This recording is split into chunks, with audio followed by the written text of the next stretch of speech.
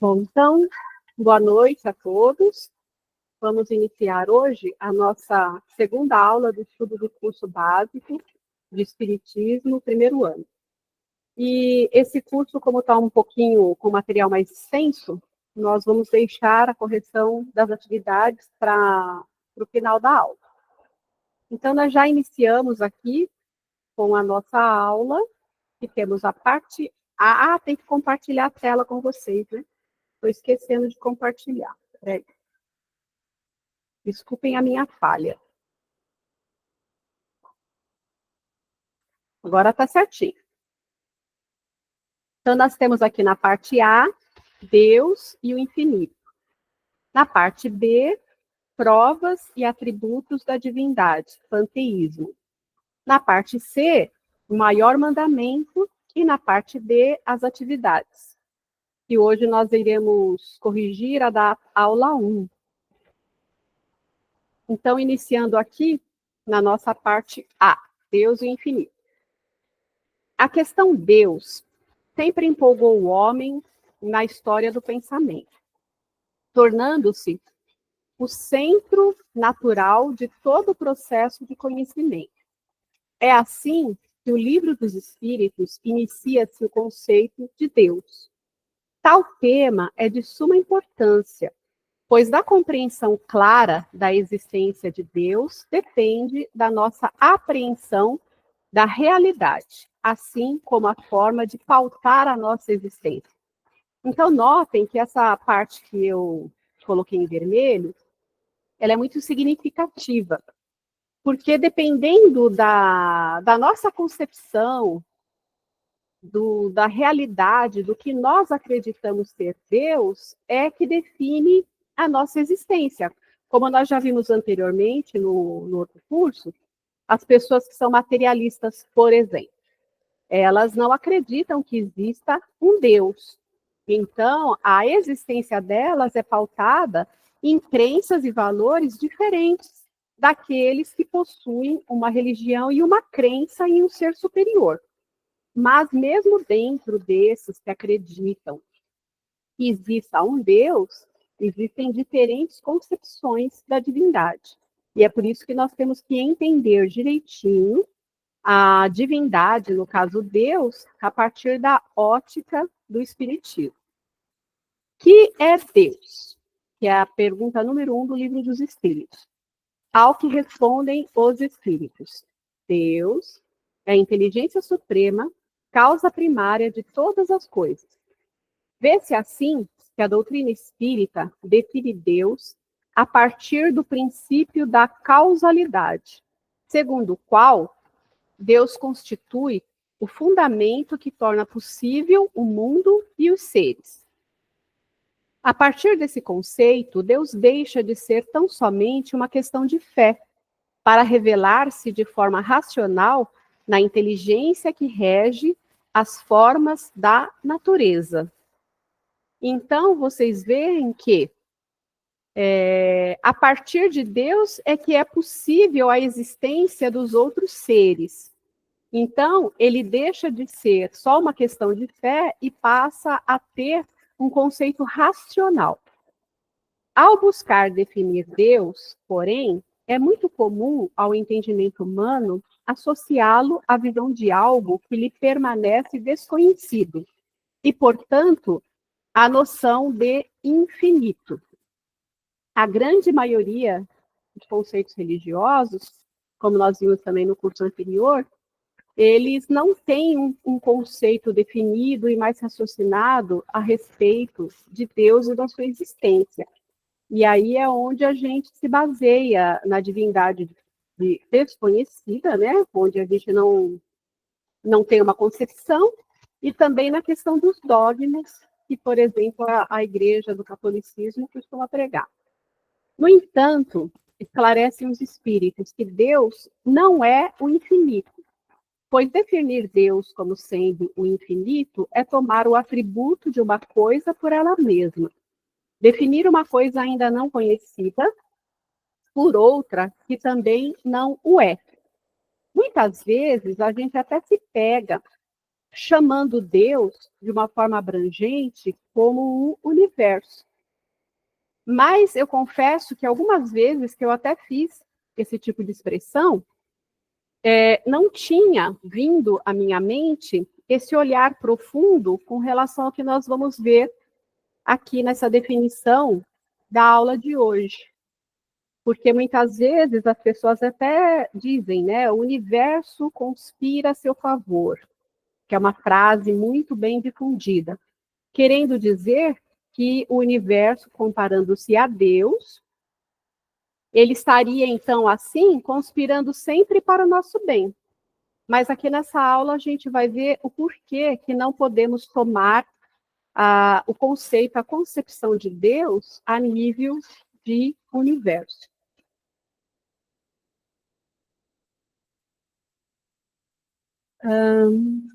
Peraí, gente.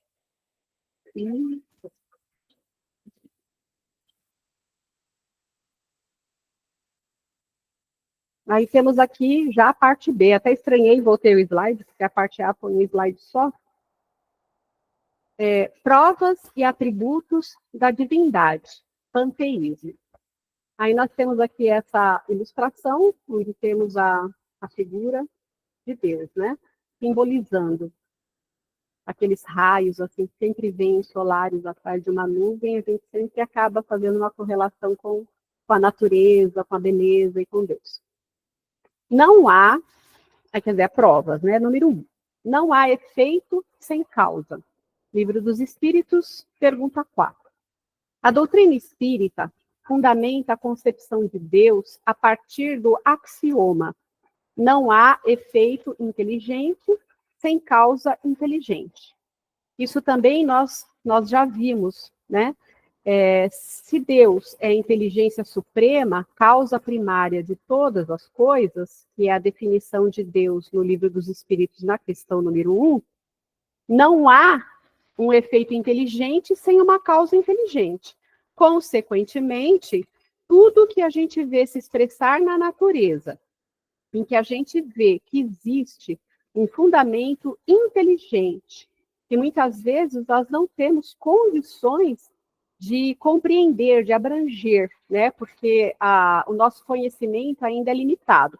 Aí a gente vê que determinados homens se especializam em algumas questões e vão mostrando uma parte dessa beleza, dessa inteligência por trás da criação, e o outro também, e o outro também, e o nosso acesso à informação nos dá uma pálida ideia do todo.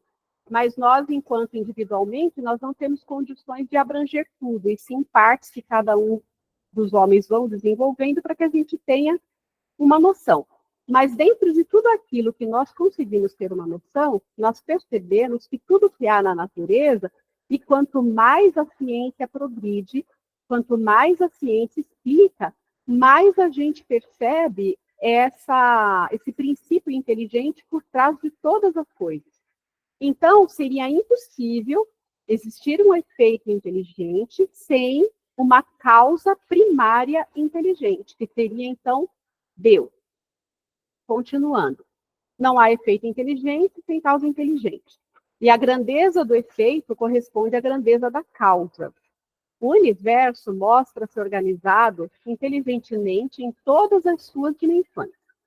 Seria absurdo supor que a inteligência da estrutura universal fosse resultado de um simples acaso. Então, a gente sabe que o acaso não existe. Mesmo dentro das questões do livre-arbítrio, que nós também sabemos, a lei de causa e efeito, não existe o acaso, existe sempre uma causa para que se exista um efeito. Da mesma forma que afirmamos, não há efeito inteligente, tem uma causa inteligente. Então, atribuir que as coisas simplesmente surgiram do nada, tem uma inteligência que unisse e direcionasse tudo, não seria, então, acreditar na existência de Deus. Número 2. Universalidade do sentimento intuitivo de Deus. Poder-se-ia pensar que o conceito de Deus fosse uma questão relativa à cultura dos homens, ou seja, o efeito da educação ou produto de ideias adquiridas. No entanto, se o sentimento da existência de um ser supremo não fosse mais que o produto de um ensinamento, não seria universal, nem existiria como as noções científicas, senão entre os que tivessem podido receber esse ensinamento. Então, intuitivamente, nós já trazemos dentro de nós o sentimento da existência de Deus. Por quê? Como nós aprendemos anteriormente, no momento que nós somos criados, nós somos uma partícula de Deus, representados pela centelha divina. Nessa centelha divina, nós temos todo o cabedal de possibilidade de crescimento e de perfeição até nos tornarmos espíritos puros. Só que isso é uma conquista individual de cada um, né? Então, por termos essa centelha divina, nós já temos as leis naturais de Deus gravadas na nossa essência, na nossa consciência. E o sentimento da existência do Criador, ele já está em nós. Porque se isso fosse algo que a gente tivesse que aprender, que nós não trouxéssemos já dentro da nossa consciência, como a gente vê pessoas que são analfabetas, que não têm acesso a nenhum tipo de instrução, mas que são dotados de uma fé poderosíssima, né? E essas pessoas, então, elas não teriam como ter esse sentimento da existência de Deus se isso fosse algo que se aprendesse, se fosse uma instrução, e não um sentimento intuitivo universal. Então, a universalidade do sentimento intuitivo de Deus também é uma prova da sua existência. A ordem do universo. A inteligência de Deus revela-se como uma tendência à ordem e harmonia no universo material, e há uma tendência moralizante no universo espiritual. Nós vemos que na natureza, tudo obedece uma ordem maravilhosa. E tudo acontece naturalmente de uma forma perfeita. Quando há a intervenção do homem, é que começa a ter os distúrbios naturais.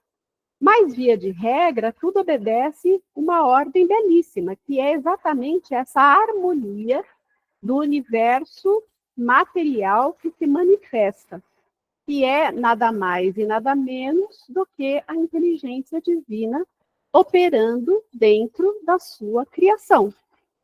E nós observamos que no universo espiritual, pelo que nós recebemos da instrução dos espíritos por tantas livros que já foram psicografados, nos trazendo notícias das organizações no plano espiritual, de como que funcionam as colônias, e de quanto as pessoas que desencarnam recebem instruções, preparação, continuam trabalhando, crescendo, tudo no sentido de aprimoramento moral e espiritual. Então, a gente também observa essa tendência moralizante no universo espiritual, que cabe a nós trazermos também para o plano espiritual, através do exercício de tudo aquilo que nos preparamos lá e do nosso principal propósito, que é a nossa elevação moral e espiritual aqui, em ressonância com a harmonia natural que o universo, pela inteligência suprema, traz para a nossa vida material.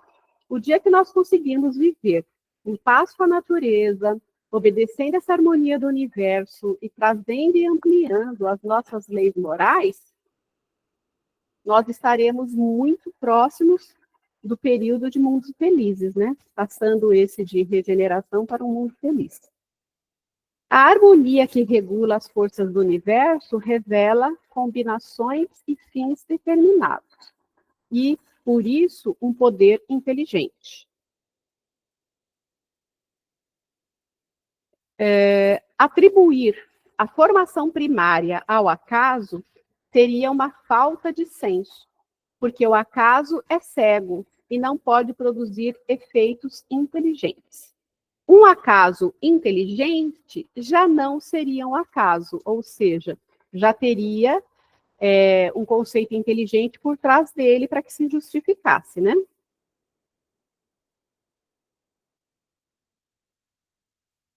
Agora vamos aos atributos.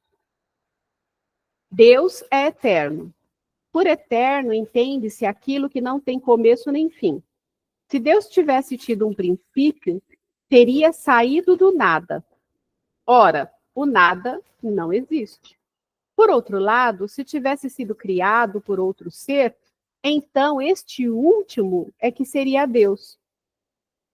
Então, nós aprendemos que Deus, segundo a instrução dos Espíritos, ele não tem começo e ele não tem fim. Porque, como diz aqui, se ele tivesse sido criado por alguém, esse alguém é que seria Deus, e não ele, por si só. É imutável.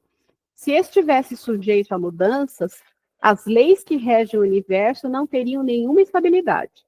Então, também nós já constatamos que as leis que regem o universo, a natureza, as leis naturais de Deus, elas são imutáveis, elas não são frágeis como as leis humanas. Então, elas são as mesmas e servem para cada uma das criaturas de Deus desde então e sempre servirá, porque elas são perfeitas. Então, se Deus fosse suscetível de mudança, tudo que ele criou também não teria nenhuma estabilidade. Daí confirmamos que, além de eterno, Deus também é imutável.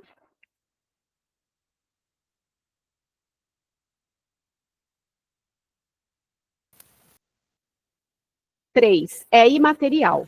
Sua natureza difere de tudo o que chamamos matéria, pois, de outra forma, ele não seria imutável, estando sujeito a transformações da matéria. Então, Deus realmente ele é imaterial e nós não conhecemos nada que podemos classificar como matéria, até mesmo as matérias quintessenciadas, que o plano espiritual nos trouxe o conhecimento e que aos poucos a ciência vai desvendando, nem mesmo esse tipo de sutileza de matéria seria o que compõe Deus. Então, outro atributo dele, além de eterno e imutável, é que ele é imaterial. Quarto, é único. Se houvesse muitos deuses, não haveria unidade de vistas, nem de poder na organização do universo. Então, ele justamente é único e há uma unidade, um único caminho, uma única visão, um único princípio inteligente que tudo rege. Então, Deus também é único. 5, é todo-poderoso.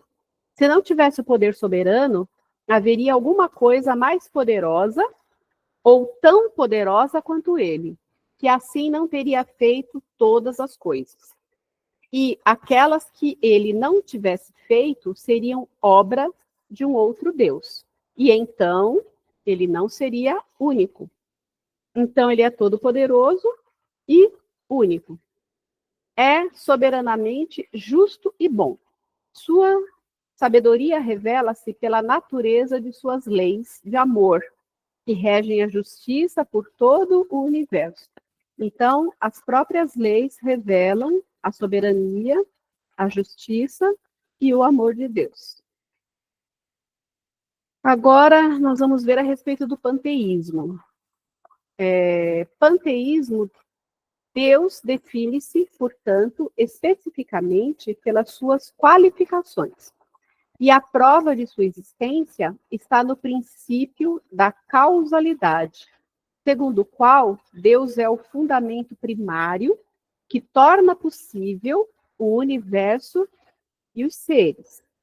No entanto, não se deve por isso compartilhar da opinião de que todos os seres e corpos do universo seriam partes da divindade, tal qual afirma o panteísmo. O panteísmo, pan é igual a tudo e tel, Deus. Entende-se o sistema filosófico que identifica a divindade com o mundo, e segundo o qual Deus é o conjunto de tudo quanto existe. Mas, ao confundir o Criador com as criaturas, ter-se-ia uma concepção materialista, onde Deus e matéria identificar-se-iam. Ora, a matéria se transformando sem cessar, Deus, nesse caso, não teria nenhuma estabilidade e estaria sujeito a todas as vicissitudes e mesmo a todas as necessidades da humanidade. Faltar-lhe-ia um dos atributos essenciais da divindade, a imutabilidade. Está na pergunta 16 do Livro dos Espíritos. Deus não é o universo, mas nele permanecem suas leis imutáveis que lhe conferem ordem e harmonia. A inteligência de Deus se revela nas suas obras, como a de um pintor no seu quadro.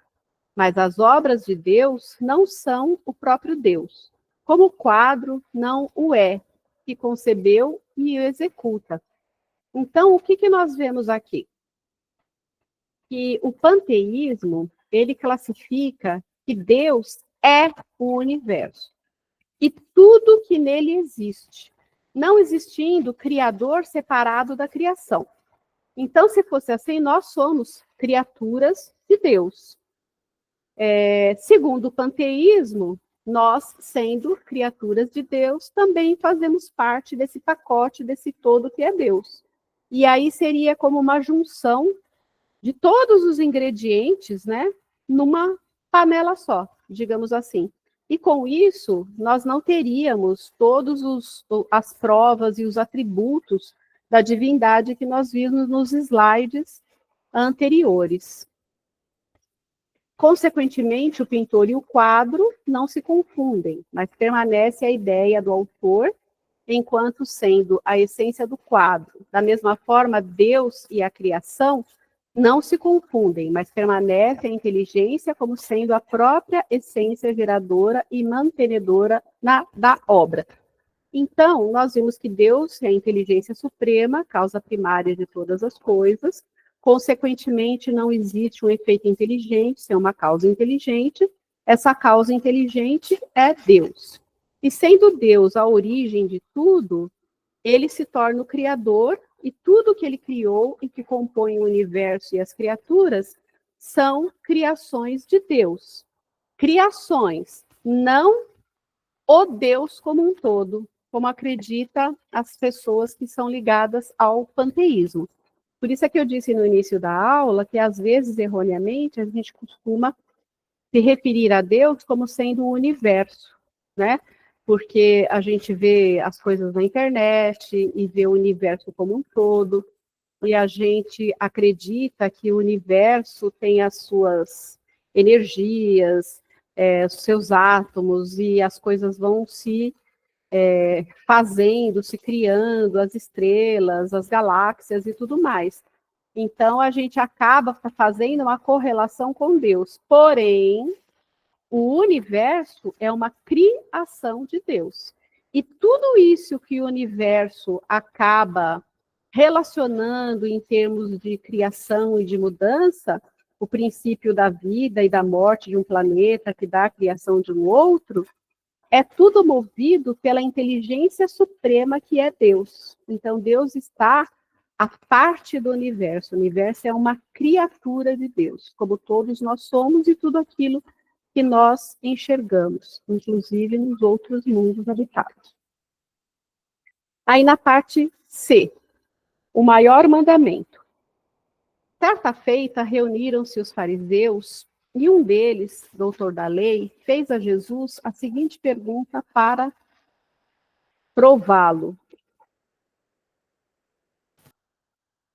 Mestre, qual é o maior mandamento da lei?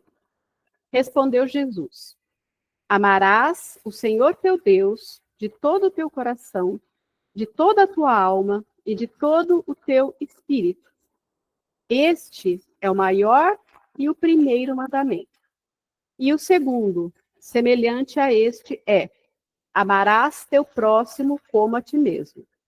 Nestes dois mandamentos se reúne toda a lei e o profeta. Inclusive, nós já vimos, né, citações em que, se perdessem os 10 mandamentos, esses dois resumem toda a lei. Tudo está incluído neles.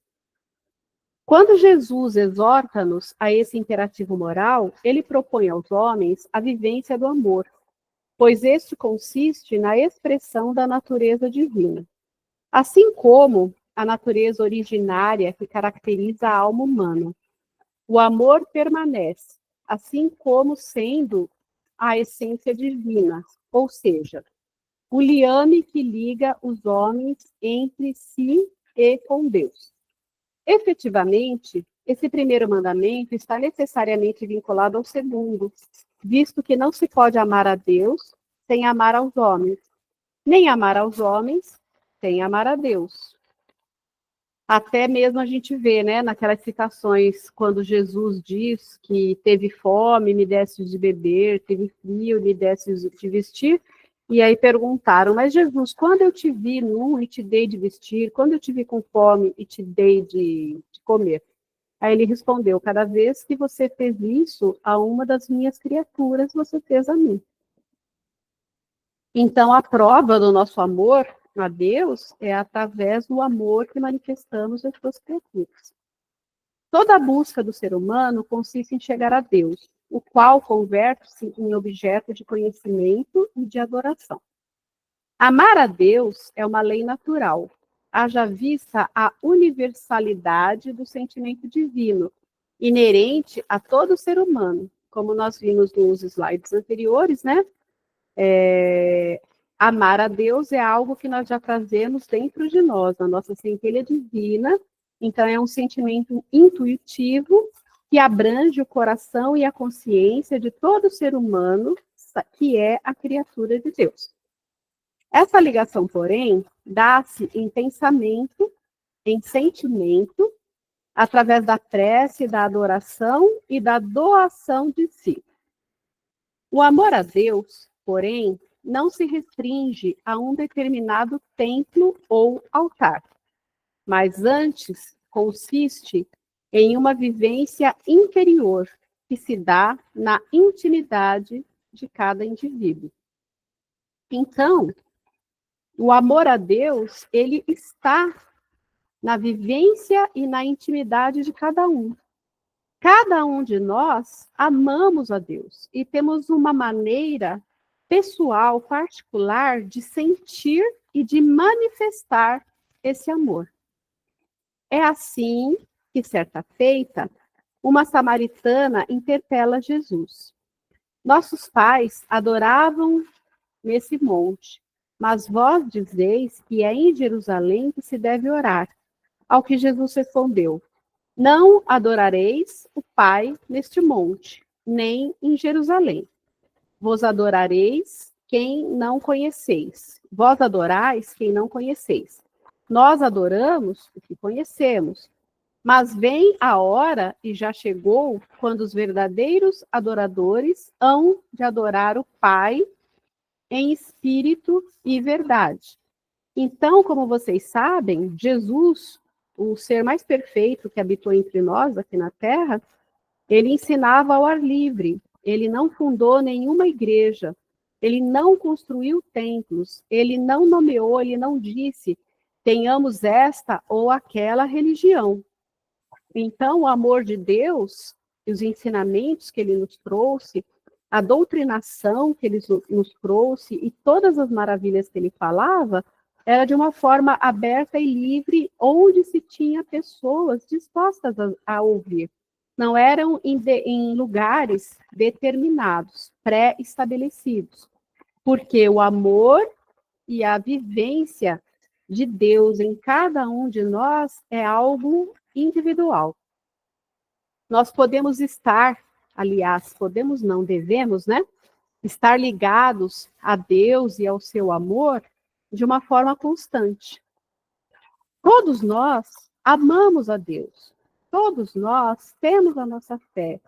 Todos nós externamos a nossa fé através daquela boa ação que a gente consegue ter olhos de ver e executar no dia a dia, através daquela prece, daquela gratidão, daquilo que a gente já consegue manifestar naturalmente no nosso dia a dia.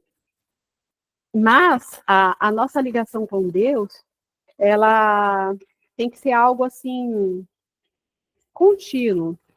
Muitas vezes no dia a dia a gente tem um dia muito corrido, né? Então tocou ali o despertador, você já dá aquele pulo da cama, você já corre para as coisas que você tem que fazer, para o banho, para o trabalho, para a condução, para a vida, digamos assim, né? Aquilo que o mundo te cobra no sentido da sua participação na sociedade.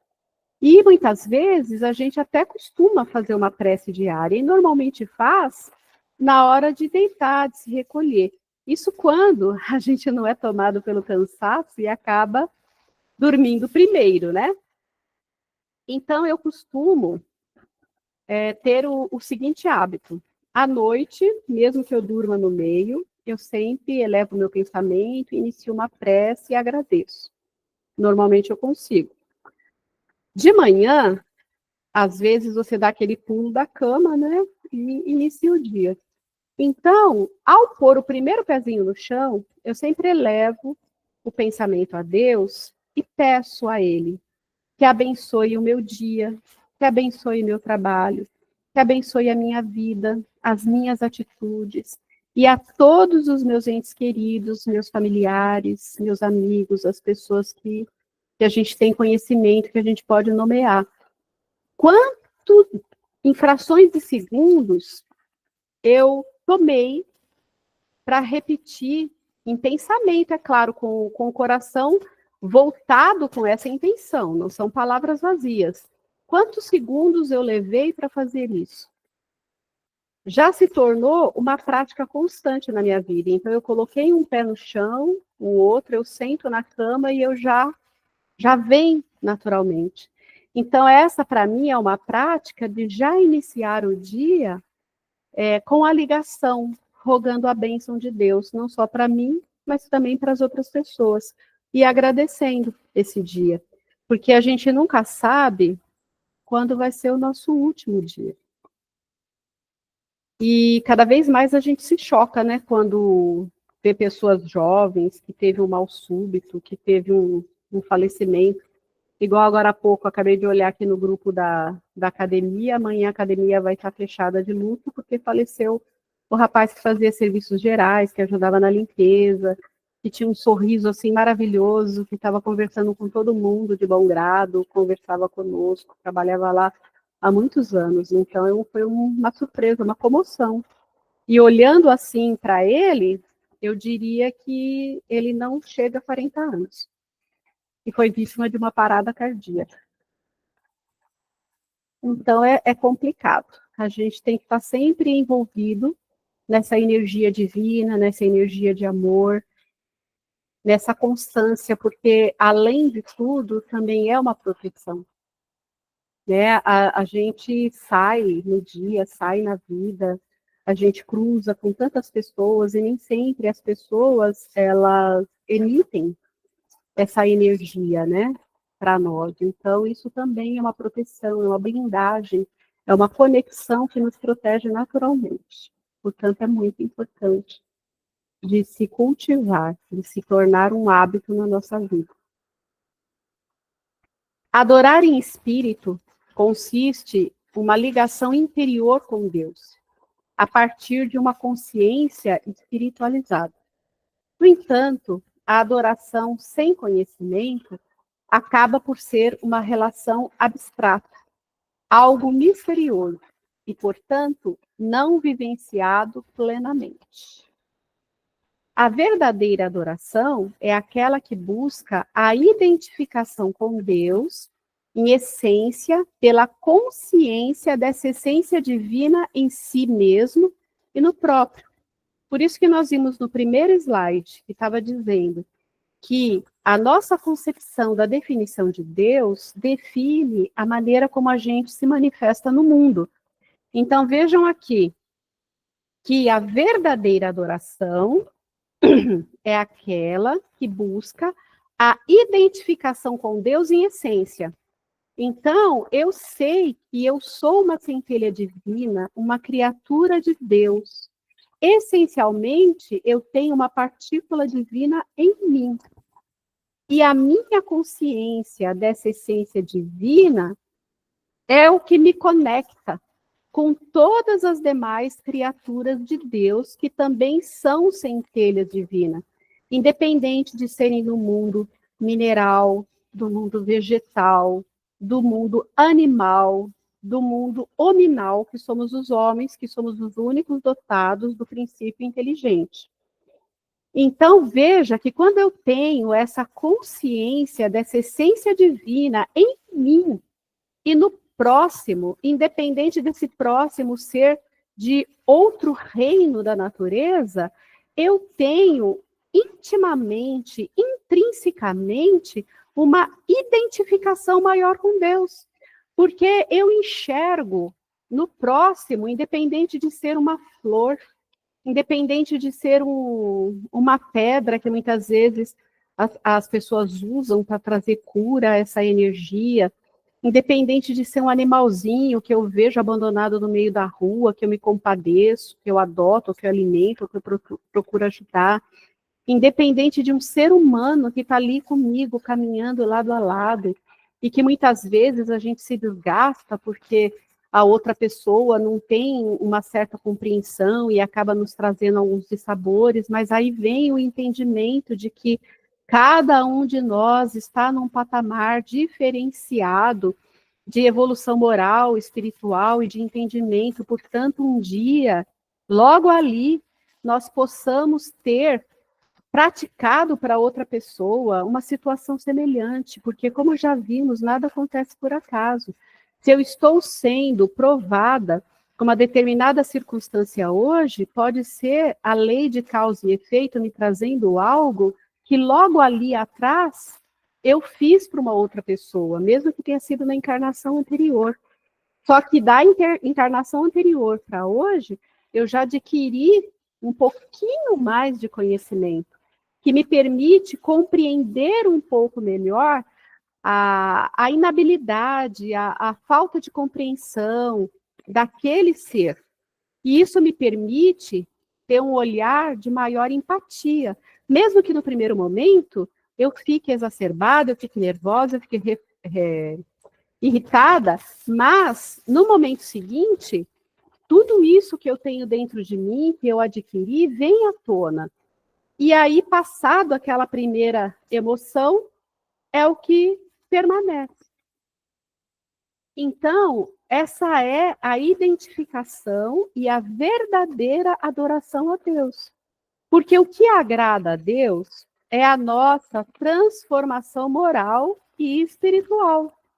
Não é ficar o dia todo de joelho, ajoelhar no milho, fazer uma penitência, rezar, ter trocentos terços, fazer uma caminhada de joelho. Eu não estou com isso reduzindo o mérito das pessoas que têm essa crença. Mas é que como nós estamos conversando a respeito de uma adoração e de uma identificação a Deus, à luz da doutrina espírita, então eu trago isso como exemplos de muitas coisas que eu também já fiz, né? Em outras épocas, e vocês também devem ter feito, mas saibam que o sacrifício que agrada a Deus é a nossa transformação. É essa a transformação. Não é vou fazer uma penitência, vamos supor, eu amo chocolate. Então, vou fazer uma penitência que eu vou ficar 1 ano sem comer um chocolate para que eu possa alcançar determinada graça. Então, eu continuo comendo chocolate, mas eu vou procurar a minha transformação moral e espiritual para que a minha frequência, para que a minha energia se torne adequada para eu receber aquilo que eu tenho pedido a Deus. Porque se aquilo ainda não chegou a mim, é porque ainda não estou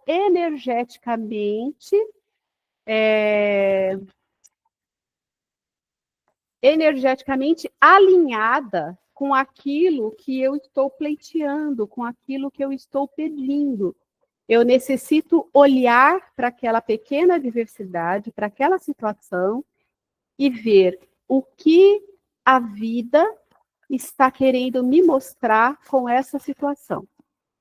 O que eu preciso burilar em mim, melhorar em mim, para que eu deixe de ser provado dessa forma? Como que eu tenho que me alinhar para merecer digamos assim, estar em linha para conseguir aquilo que eu estou pedindo. Então, é assim que eu me coloco em condições de receber. E não ficando, por exemplo, 1 ano sem comer o chocolate.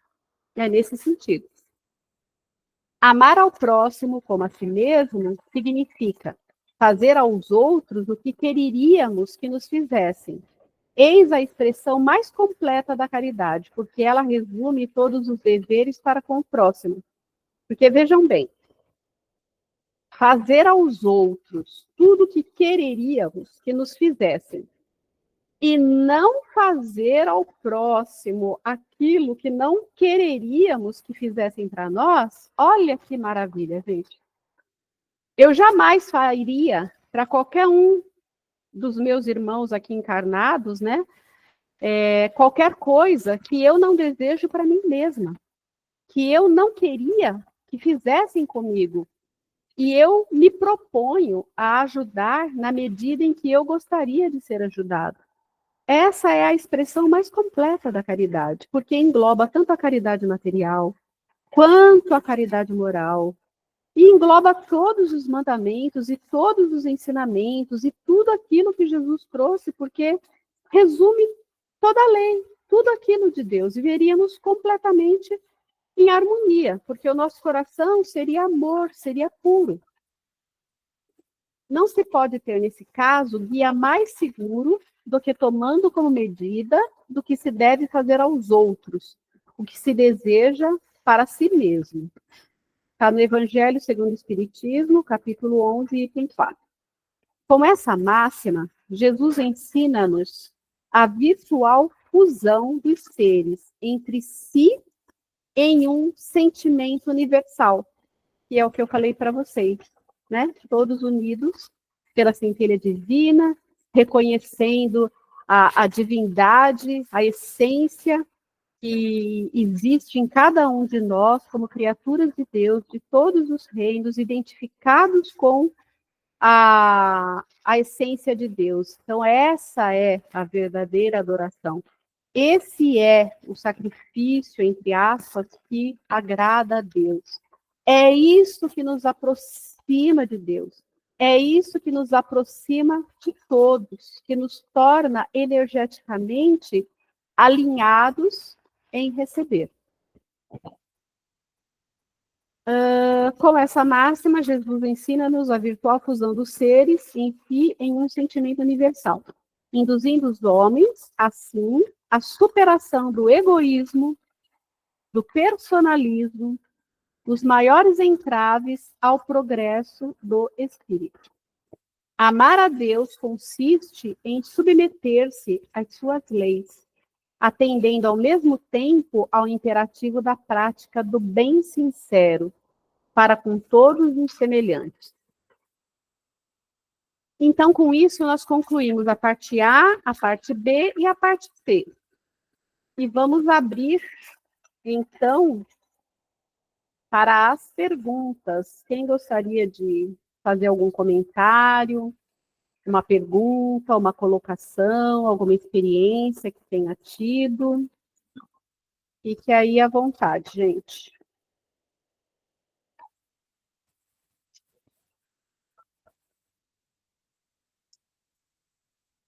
Ninguém? Ou todo mundo entendeu tudo ou ninguém entendeu nada. Hipótese A ou B?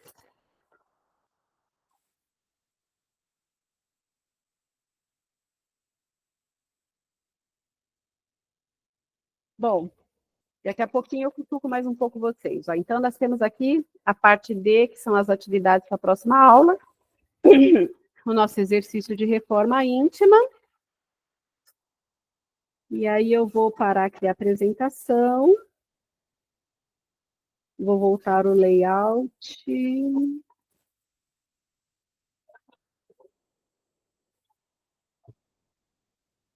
vamos que vamos.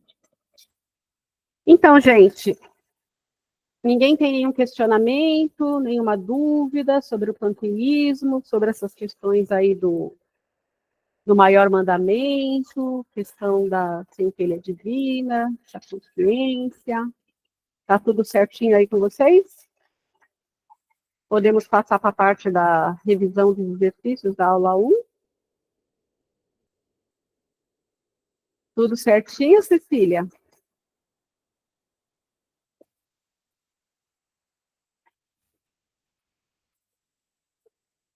Parece que sim, né? Então, vamos lá. Nós temos aqui as respostas das atividades da aula 1, que a aula da semana passada são as 9 questões, mais a parte da reforma íntima.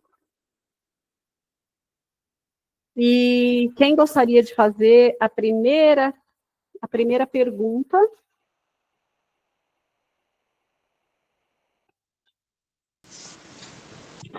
Eu faço. Pode falar, Silvinha. A formação primária das coisas é obra do acaso? A primeira pergunta não é essa. Resuma o papel de Emanuel Swedenborg. Ixi, então eu respondi tudo errado. Eu fiz a lição de agora. Você fez a 2 ao invés de fazer a 1? Ai, cara, então vou ter que fazer de novo. Tá bom, então agora eu não vou responder mais nada.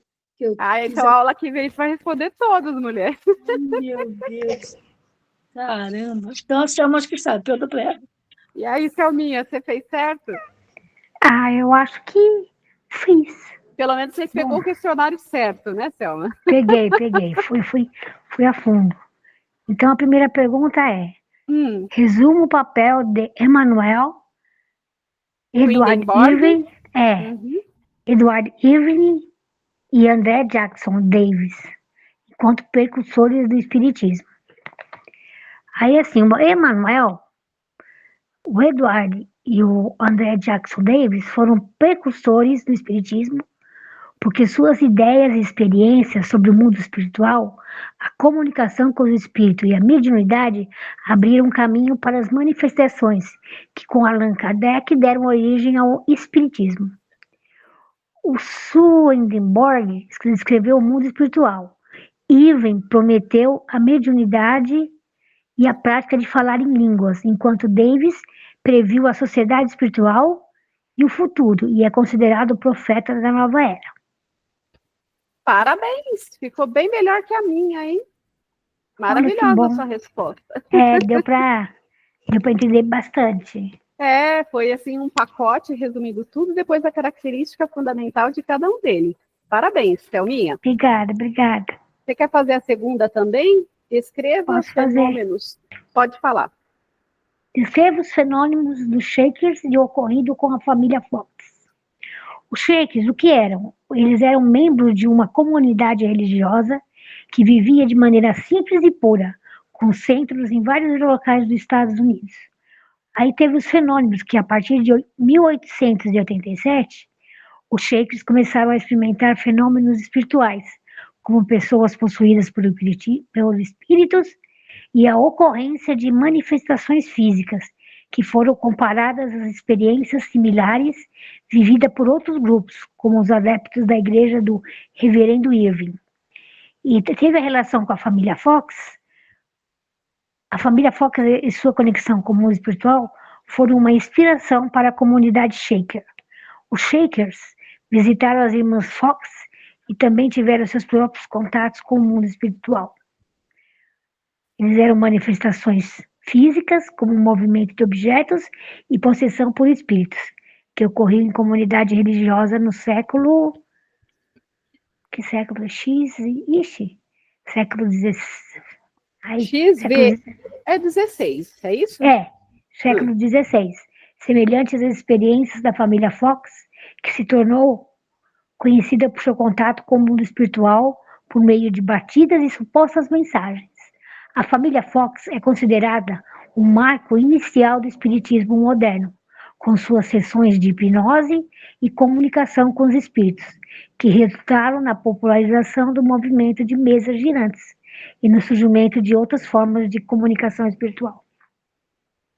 Muito bem, você estendeu tanto a 2 que eu acho que você respondeu as futuras. Não, mas Tá, tem.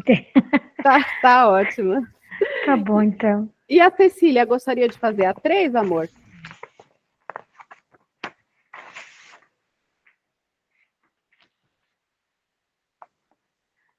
E a Cecília, será que a Cecília Cecília dormiu. dormiu, se ausentou, que ela não respondeu aquela hora nem agora? Pois é. Ó, sem a Cecília, acho que vai sobrar só para mim e para você, Selma, porque a Angélica não veio. E a terceira, Eu vou eu acho fazer, que eu vou faz a fazer a terceira. terceira. Qual a relação dos fenômenos das mesas girantes com o advento da doutrina espírita? O fenômeno das mesas girantes contribuiu para a anunciada invasão dos espíritos que se manifestavam em toda a parte, pelos mais diversos médiums, propiciando a propagação da comunicação espiritual que culminou no interesse e consequente advento da doutrina espírita. Então, esse fenômeno das mesas girantes, eles surgiram para chamar a atenção com relação a uma possibilidade de existência de um mundo fora do mundo material e de uma comunicação que poderia se existir a partir disso. Tanto é que, pegando um gancho aqui na questão número 2, que foi o que a Selma explicou a respeito dos Shakers, eles fizeram essas manifestações durante um período de 7 anos, e depois, quando eles avisaram que não iriam mais se manifestar, eles disseram que quando eles retornassem, eles retornariam de uma forma muito mais abrangente e envolvendo algo muito grande. E foi justamente depois de 4 anos que surgiu essa questão do advento das mesas girantes. Então, acredita-se que seria o retorno prometido por essas entidades que se manifestavam nesse período dos fenômenos Shakers, né? Que tudo era, na verdade, uma ação organizada com a intenção de já ser um precursor daquilo que viria através da codificação de Kardec. Então, é como nós vimos na aula. Não existe um efeito inteligente sem uma causa inteligente. Então, tudo que acontece tem um propósito. Até nisso tinha um propósito. Porque, como nós dissemos na aula passada, o fenômeno mediúnico, a mediunidade, alguns efeitos sempre aconteceram. Só que não era falado, não era classificado, não era difundido, as pessoas não diziam.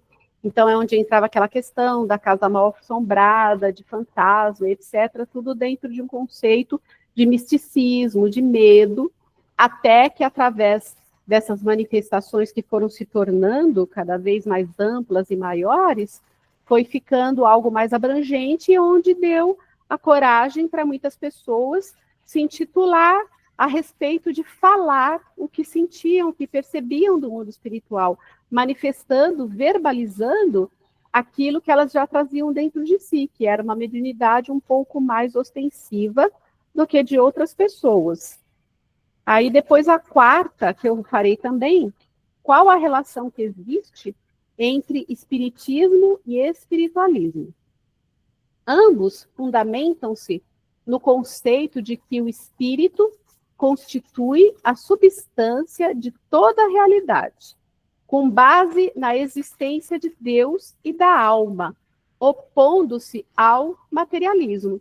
Então, essa é a característica que existe tanto no Espiritismo, que é toda essa doutrina que nós estamos estudando, e com relação ao espiritualismo, que já difere do Espiritismo nos demais aspectos. Porém, na questão do conceito de que o espírito constitui a substância de toda a realidade, com base na existência de Deus e da alma, em oposição ao materialismo, é o ponto de convergência entre eles. Gostaria de fazer a quinta, Selminha?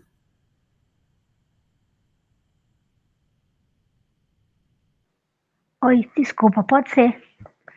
A quinta é: sob que aspecto O espiritismo acrescenta-se ao espiritualismo.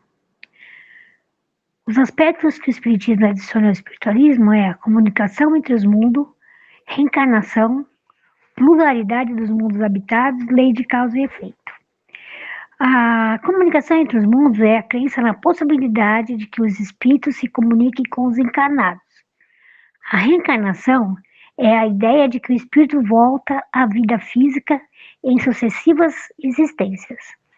A pluralidade dos mundos habitados é a aceitação de que a vida se manifesta em outros mundos, não se limitando à Terra. E a lei de causa e efeito é o conceito de que tudo o que fazemos gera consequência, aplicando-se à justiça divina. Ao incorporar esses elementos, o Espiritismo oferece uma compreensão mais específica e detalhada da realidade espiritual e da evolução humana, indo além da simples crença na existência do espírito. Maravilha, e tudo isso se concentra, converge para o progresso infinito do espírito. A sexta gostaria de fazer? Posso fazer, mas está bem reduzida. Em que o espiritismo opõe-se ao que o espiritualismo opõe-se ao materialismo? Porque o espiritismo oferece mais condições de consolo. O espiritualismo defende que o espírito é uma realidade e que a matéria não é a única forma de existência, em contraste com o materialismo, que afirma que tudo é matéria e a consciência é um produto do cérebro.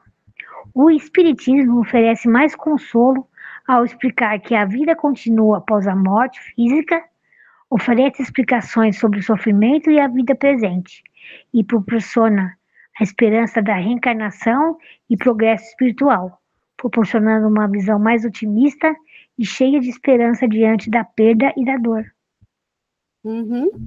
Sobre a ótica de que a gente, com o nosso comportamento hoje, estamos já construindo o nosso futuro melhor, né? A sétima, sob que aspecto a doutrina espírita é uma ciência?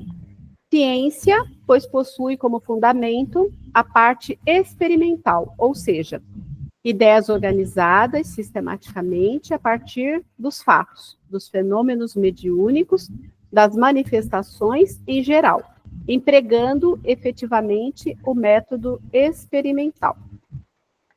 A oitava, em quais obras da codificação encontra-se a parte científica? O livro dos médiuns. E gostaria de fazer a nona e última, Selminha? Posso fazer. Porque o espiritismo é uma religião. O espiritismo é considerado uma religião por seu conjunto de crenças que envolvem Deus, a imortalidade do espírito, a reencarnação e a evolução moral através da caridade, visando a transformação espiritual do ser humano. Embora não possua os rituais e dogmas rígidos das religiões convencionais, ele se enquadra na definição mais ampla de religião como a busca pela conexão com o divino e o aprimoramento moral, unindo aspectos de ciência, filosofia e moral. Ciência, filosofia e religião. Muito bem. Conseguimos dar conta, hein, Selminha? Olha, que bom, né? Fiquei feliz. Eu fiquei lendo, fiz pesquisa, muito bom, eu gostei. Aprendi bastante. O que ajuda a fixar o ensinamento fazer as liçõezinhas. Aí nós temos aqui a nossa frase de reflexão da reforma íntima, né? Que foi colocada semana passada, que algumas pessoas me enviaram no privado. E espero que as demais que não enviaram tenham feito essa reflexão, como eu sugeri, anotado no caderninho, para que possa ser levado a efeito para a reforma íntima e para que vocês possam, no futuro muito próximo, ter consciência da transformação.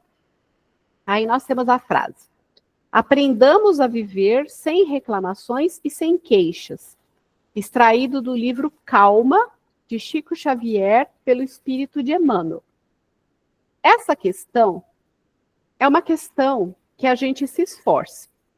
A gente procura viver cada vez mais diminuindo, reduzindo essa nossa tendência a reclamações e queixas, porque é algo que está enraizado em nós, cristalizado, digamos assim, por muitas encarnações, frutos de muitas crenças.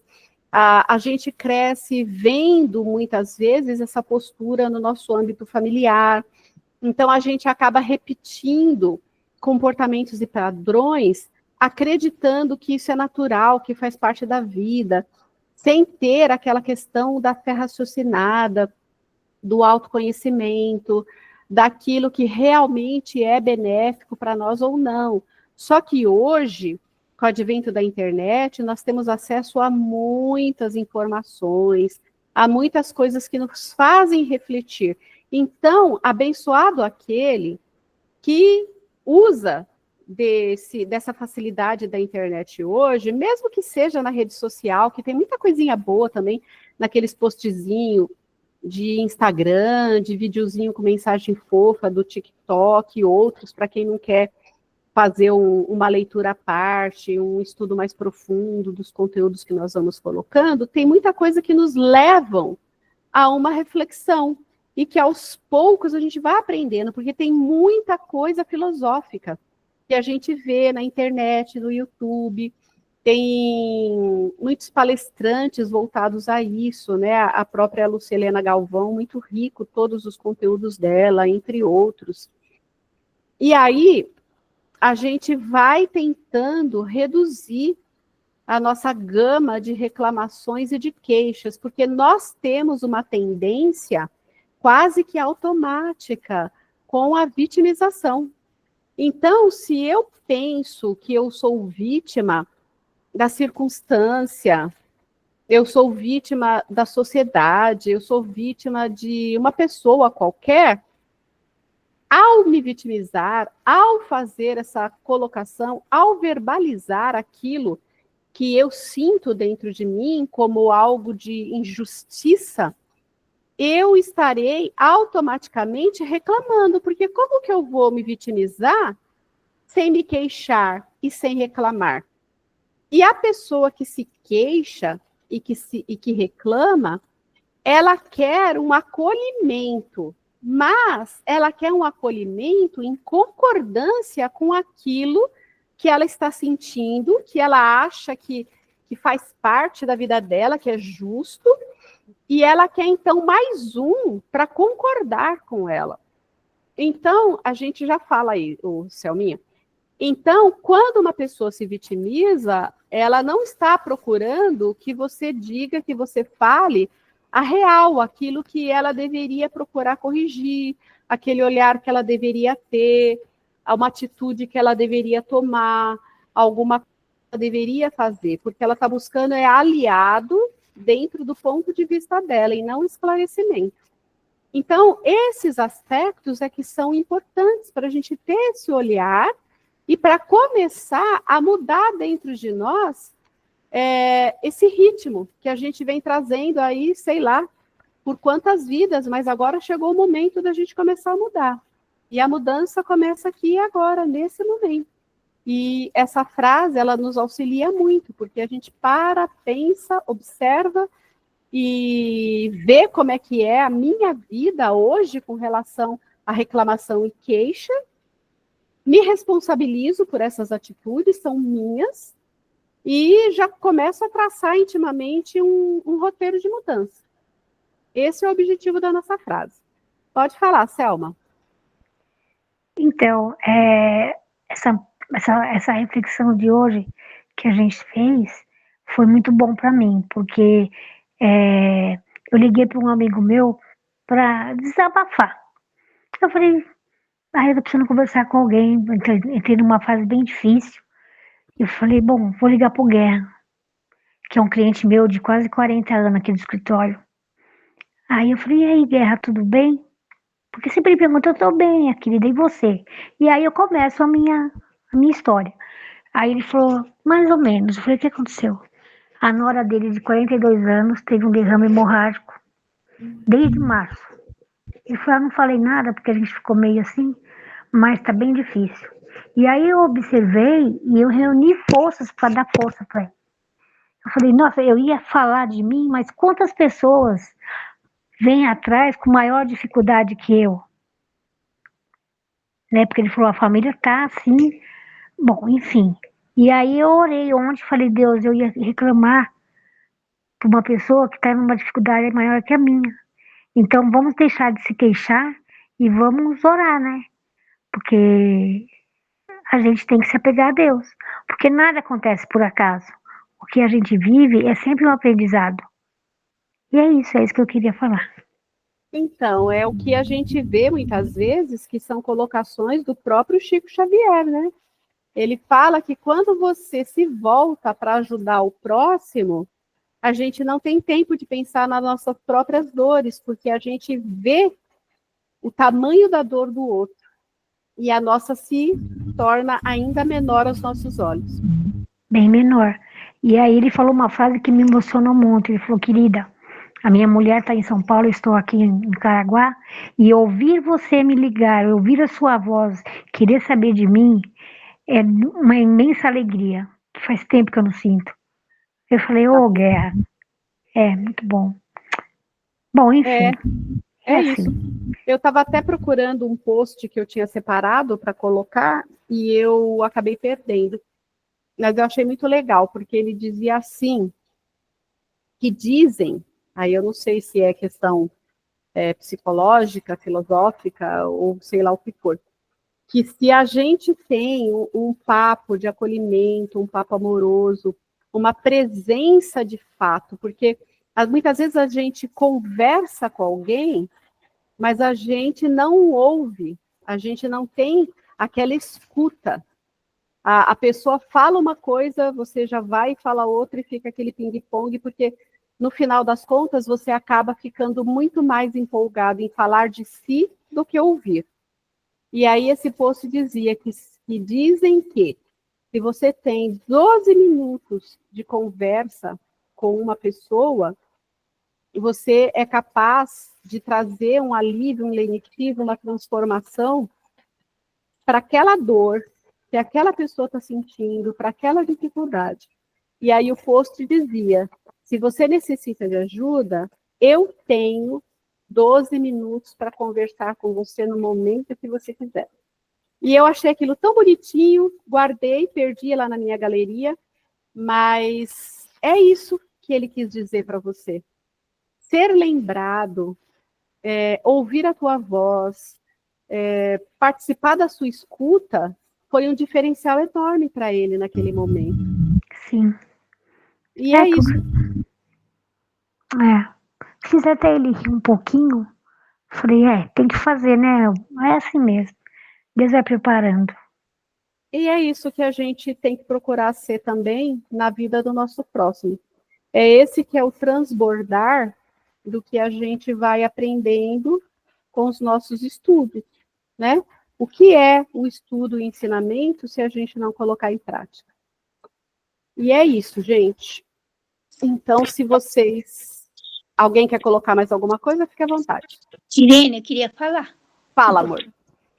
Eu pus assim, que às vezes eu reclamo e não me dou conta. E quem me chama atenção para esse defeito são meus filhos, me falando e fazendo eu refletir que realmente eu reclamo sem pensar e de barriga cheia. Eu ponho me pensar. Por isso que eu não consigo abaixar minha barriga.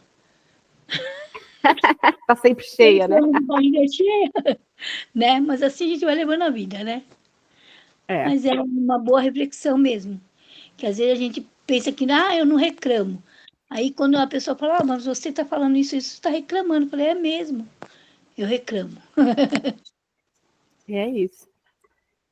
Então, gente, mais alguém gostaria de fazer mais alguma colocação, alguma pergunta sobre o conteúdo? Fique à vontade. Nós ainda temos 14 minutos ou podemos já encerrar a aula.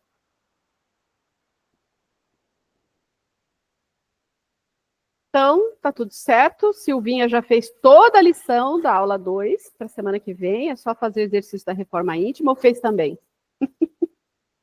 Ah, eu fiz também, eu mandei para você. Se você tivesse abrido meu áudio, Ah, você mas ia me você manda na ouvir. quarta-feira, uma É. hora antes da aula, minha nega, eu estou estudando. Eu fiz correr, eu vou ser sincera. No outro curso que teve, eu apaguei. Apaguei assim, eu estava deitada, eu falei, vou responder, né?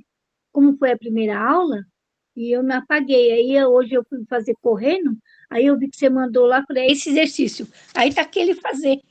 Ainda nem leu o enunciado do que eu postei, né, mulher? Ai, meu Deus. Mas tá bom então, Você gente. já teve. Olha, eu quero mais uma vez agradecer a presença de todas vocês aqui. Sempre agradecer porque nós estamos juntos nessas reflexões, né, buscando o nosso aprimoramento. E sem a presença de vocês, esse propósito desses cursos, dessas aulas, não seria possível. Então, sempre grata.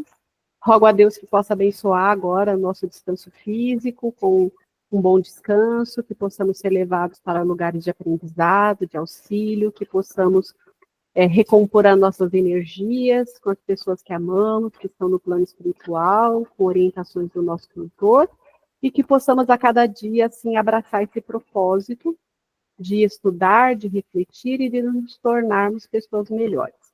Então, uma boa noite a todos, um beijo muito grande no coração de cada um de vocês. Boa noite, gente. Boa noite.